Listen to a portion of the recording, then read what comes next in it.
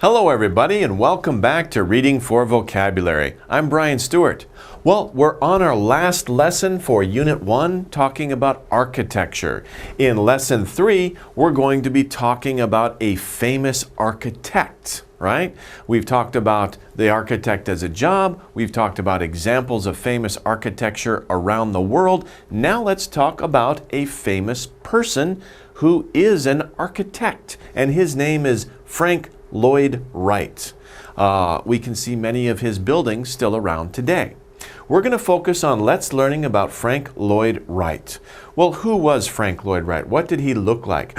There he is. He looks very thoughtful. Of course, this is an old picture. Frank Lloyd Wright lived a while ago. He's not living anymore. And he designed many famous buildings in America. He kind of looks like Einstein, right? Very thoughtful with the white hair. But anyway, this is him. He was a very famous architect. Now, what are some of the buildings that he left behind? This is an example of a house. This house was designed by Frank Lloyd Wright. In fact, he designed and he had built many different houses. And if you're lucky, and if you are an owner of this house, you can be very proud. And of course, the house is quite expensive though. But they're very well designed and they're very easy to live in. They're very good design. They look and feel very nice. Also, Frank Lloyd Wright didn't just design houses, he designed lots of different types of buildings. Also, he designed different types of structures that are like monuments or statues. And this is an example of one of the monuments or statues that Frank Lloyd Wright created. So architects don't just create one type of building like a house or an office building. They do many different things. Architects can be very creative and build all sorts of different structures. And we'll read about that later. But before we get to the reading, we should go over the vocabulary.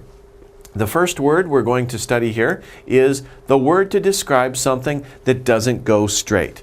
Now, if a road goes straight, we say, okay, it's straight. It doesn't have any what? It doesn't have any curves, okay? If you see a road that goes to the right or it goes to the left, we say it has a curve. We can say there is a curve in the road. Be careful, slow down. If you're riding your bike, you can go fast if it's straight, but slow down on a curve. Okay, next word.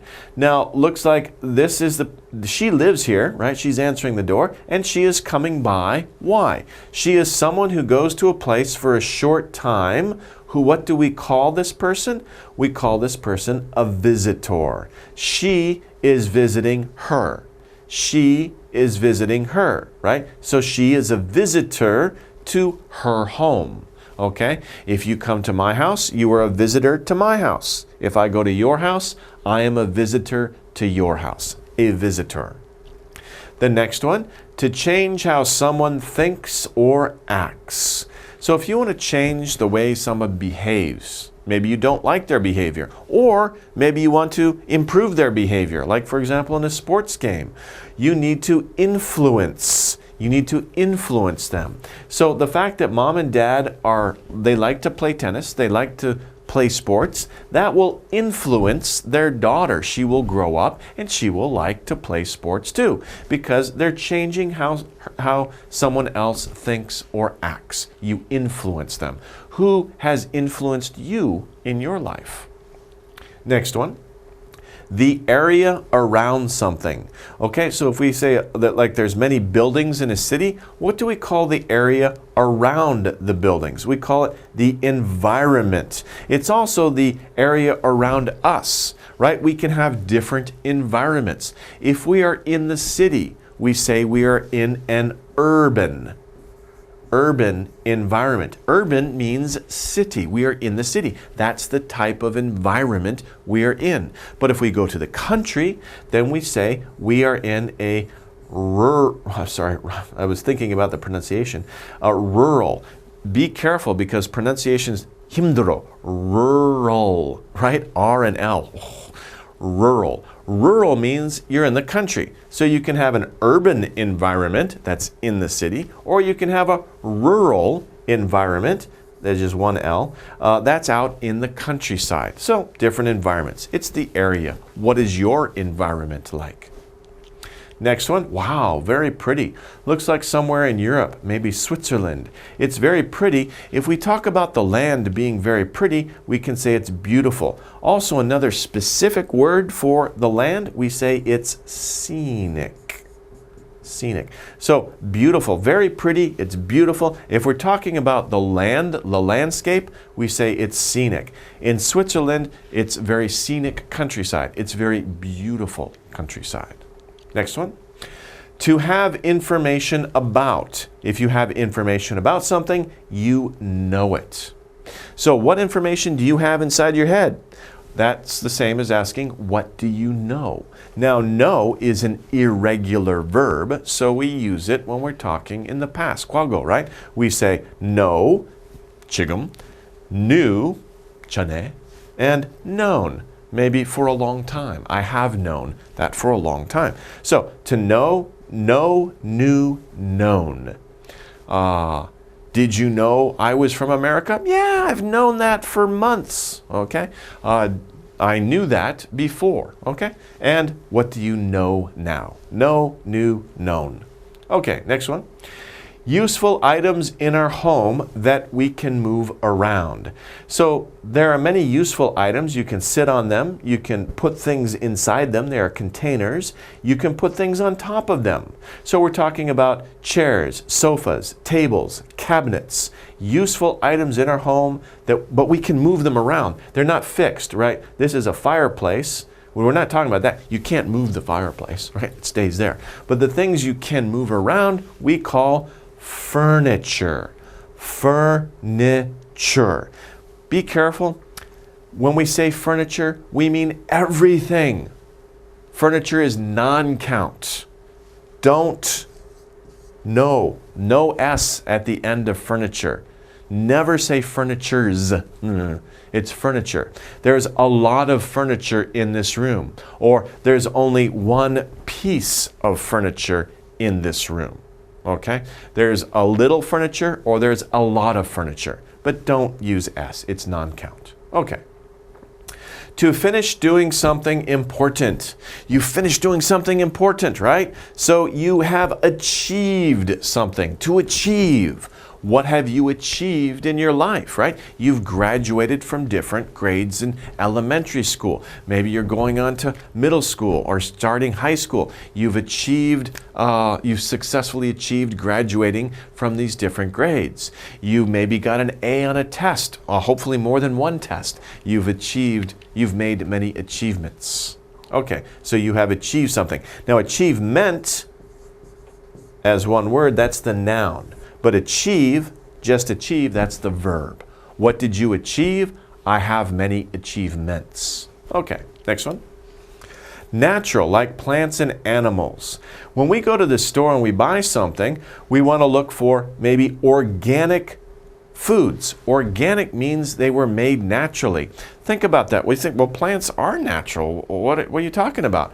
The thing is, the idea there is that for a long time, many plants are grown using chemicals or man-made products, but sometimes this might be unhealthy. Those chemicals might not be good for our bodies. So now people are more concerned or are interested in foods that are grown completely naturally with no chemicals, no man-made chemicals. And we call that type of food organic. Nothing unnatural was used to make these plants. No unnatural chemicals, for example. Okay, next one. Different from everything else. So, and this is a good example because this is what we call a fingerprint. And if you think about it, I have a print on my finger, right? You have a print on your finger. But if we put them here side by side, they will be different. Why? Because everybody has a unique. Unique means one of a kind. You're the only person with that fingerprint in the world. Isn't that interesting? right? Of course, police use fingerprints to find criminals, right? So maybe it's not great, but of course you won't do anything bad. But think about that. The fingerprint that you have on your finger is different from your sister, it's different from your brother, it's different from your mom or your dad. You are unique. Only you have that certain pattern on your fingers. You are unique. And not just in fingerprints, but in many other ways too. Okay, the next word is this. Ojamayoao, is my pronunciation okay? That's a difficult word for me to pronounce. But if you have to go to the bathroom, where we go to the bathroom, you use this device here. It's kind of like an appliance. What do we call it? We call it a toilet. So I need to use the toilet is very common. I need to use the toilet. Now some people, when they're in a department store or they're in a movie theater and you need to use a toilet, some people might say, excuse me, where is the toilet? Now in that case, they might be talking about the room. Maybe they don't have to use the toilet. Maybe they just want to wash their face or change their clothes, right? For some reason. In that case, you can also say, where is the rest room, or where is the bathroom? It's actually more polite to say where is the restroom than to say where is the toilet. So if you want to be polite, it's better to say where is the restroom. You can say bathroom, but most common for public places, we say, excuse me, where is the restroom? And then you can tell your friend, I have to use the toilet. But you know, it's more polite to say restroom. Anyway, but we use the toilet in the restroom. Next word. Okay, now in this word we have water, going from a high place to a lower place. It's a lot of water, and we're talking about a lot of water, not a little water, but a lot of water, like a river, right? Or a large stream. Going from a high place to a low place. And it's a very easy word when you think about it, because we're talking about water. What does the water do? It's falling. So we say it's a waterfall. Very easy word, right? Waterfall. Waterfall. It's not a verb, it's a noun. A waterfall. And there are many famous waterfalls in the world. Okay. Done with no mistakes. Wow, look at that. A+, big percent. 좋아요, right? So done with no mistakes, what do we call that? We say he did it perfectly. Now, ly means it's an adverb, and that defines the verb. So he did it perfectly. Because perfectly, we're describing how did he do it. Right? But we can also use just the word perfect. His score is perfect. Now in this case, it's an adjective because we're talking about a noun. We're describing a noun. His score is perfect. He did it perfectly. Okay, so that's the difference using ly. Are we describing the verb or are we describing the noun? How did you do on your last test? Did you do it perfectly? Did you have a perfect score? I hope so. Okay, let's move on. A hard cover for some sea animals. Do you like to go to the beach? On the beach, when you're walking along, you have the water and the sand, and right next to where the water comes, you can find many hard coverings. These are parts of animals, right? They're not stones. They're parts of animals. Animals made those. What do we call them? We call them seashells. And as you can see, they can be very beautiful and different designs, and some people like to collect them, okay? But try not to collect too much of them in some places, because the next person who goes there, there's no seashells. So sometimes it's best just to leave things in nature and just look at it, appreciate it, but leave it there for the next person to come and enjoy it too. Okay, but seashells. Okay, next one. A long floor that goes up. Unfortunately, there are people who are handicapped. They cannot move normally. So we need to help them. And one way to help them is like this. If you look at this boy, you think, how can he go upstairs? If there's a building and there are only stairs in the building, it's very terrible for him. how does he get into the building? So many buildings will build these long floors that go up to help handicapped people who are in wheelchairs. We call these areas ramps. They're a ramp. It's a nice gentle slope that you can go up in a wheelchair, or for other people, maybe older people or people who are injured and they have a hard time, they can go up the ramp more easily than other people who just climb up the stairs. Okay, the next one. The act of finding new information. So this is what scientists do all the time. They're trying to find new information. So they do research. Usually when we talk about research, of course, scientists do a lot of research, but many other people do research too, right? Professors at the university, if their subject is literature, they're researching the old text about maybe William Shakespeare or some other famous author from a long time ago.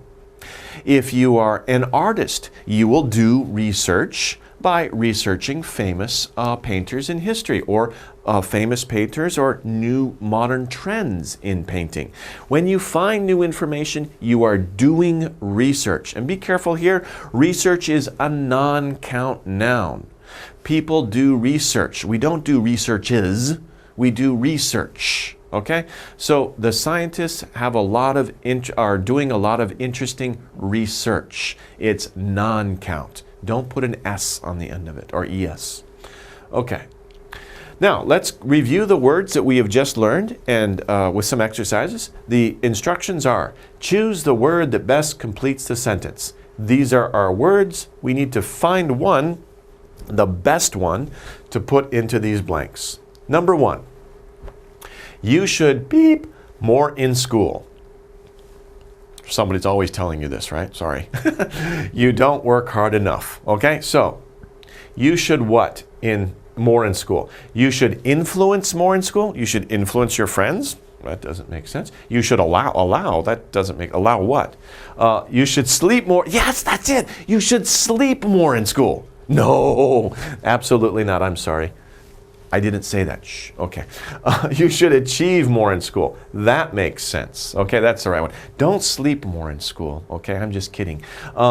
You should achieve more in school. In other words, if somebody doesn't work hard enough, let's say your friend is a little lazy. They don't study hard enough. They get bad grades on their tests.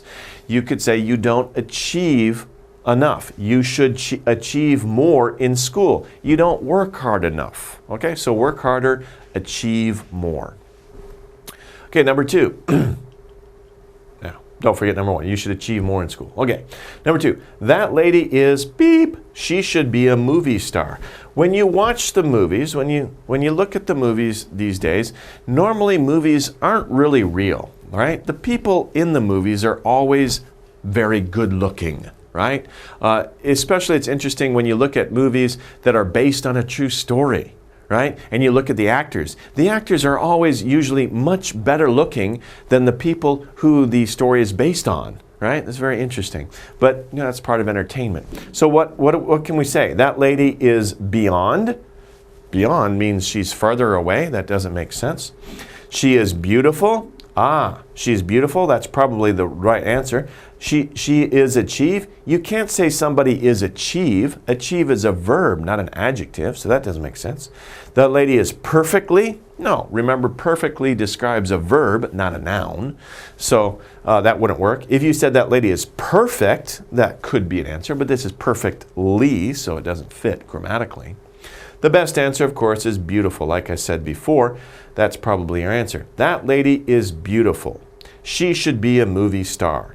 Because when we look at movies, usually the beautiful people are the movie stars. That's changing recently. Nowadays, there are more and more people who look like real people in the movies. And that's maybe a good thing too, because it really should be based on talent, not beauty. Okay, 3. The road beep up ahead. Be ready to turn. Remember when I talked about this? I said if the road is straight, you don't have to be so careful. But if the road does this, right, you have to be ready to turn, right? So what does the road do? Does the road influences? Does it achieves? Does it curves? Does it fits? The road of course, curves up ahead. The road curves, so be ready to turn. Remember, a curve can be to the right, orenchokoro, or it can be to the left, wenchokoro, or jaijan, right?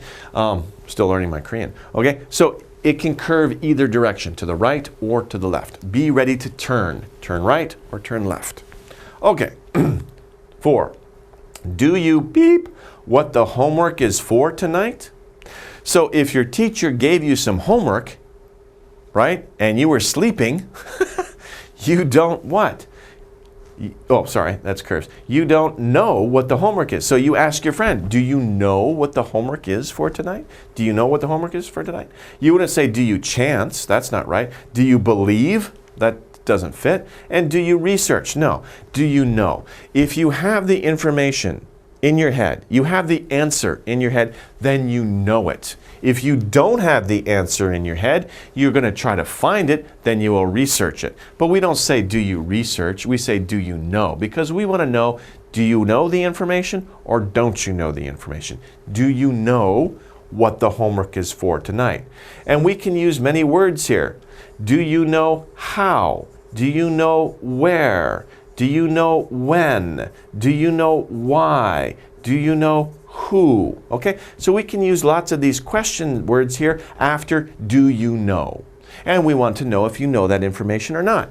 Do you know how to get to school? Do you know where I live? Do you know when the test is? Do you know why we're having a test? Do you know who our teacher is? Right? If you know this information, you can use these question words after do you know to find out that information from your friends. Okay, let's continue. No. Do you know what the homework is for tonight? Okay, next one, number 5. Many beep go to the new museum every year. So when you go to a museum, you go there for a short time. You don't live there, you don't stay there, you go there for a short time and then you leave. So what can we describe that situation? Many environments. Environments don't go to museums, right? Visitors, visitors go for a short time. That's our answer. Many visitors go to the new museum every year. Not faster, not seashells go to the museum. Maybe there might be an exhibit on about seashells, but they don't go there every year. That's kind of silly. Okay, let's move on to number 6. Where I live, the beep is cold and snowy. So we're talking about the area around you. It can also be just around you or around your house. It's the area in which you live is cold and snowy. That's the space that surrounds you. What word is that? The furniture is cold and snowy? Furniture can't be snowy. Furniture can be cold, but not snowy. The visitor is cold and snowy? That doesn't make sense. The environment, the environment, the space around you, like the country around you is cold and snowy. Maybe you live far in the north. The environment is cold and snowy, not the influence. So where I live, the environment is cold and snowy. Okay, let's move on to number 7. All the beep in our house is made of wood. So what do you have inside your house that might be made of wood? And it's usually made of wood. Think about your bed. Think about your chair. Think about your table, your desk, right? These things, what do we call these things? Do we call them inside? No. Do we call them visitors? No, people are not made of wood. Okay. Do we call them furniture? Yes, we call them furniture. All the furniture in our house is made of wood. Not all the beautiful. Beautiful is an adjective, not a noun. It doesn't fit. So the best one is furniture. All the furniture in our house is made of wood. And that's typical. Usually furniture is made of wood. Number 8, my teacher beep me in a good way. I work harder now. So if your teacher has done something to change your behavior so that you work harder now, what did your teacher do? Did your teacher visitor you? That doesn't make sense grammatically. Did your teacher achieves you? Again, that doesn't make sense grammatically. Your teacher knows you in a good way? That's a little strange. Your teacher influences. Your teacher influences me in a good way. It changed my behavior in a good way. Okay, so that's the answer there. My teacher influences me in a good way. Now I work harder. So people who inspire you, people who you want to follow or copy, they may influence you to change your behavior or the way that you think. Okay, well that wraps it up for the vocabulary section. Let's take a short break and we'll start with the reading section soon. Don't go away.